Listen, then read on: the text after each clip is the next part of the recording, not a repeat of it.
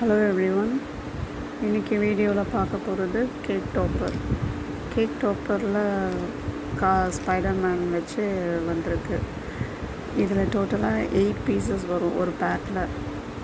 Different types of Spiderman, face இருக்க மாதிரி and then உட்காந்துட்ருக்க மாதிரி. ஸோ அந்த கார்ட்டூனில் என்னென்ன வருமோ அந்த பிக்சர்ஸ் எல்லாமே உங்களுக்கு இதில் ஆட் ஆகும். மொத்தம் 8 பீசஸ் வரும்.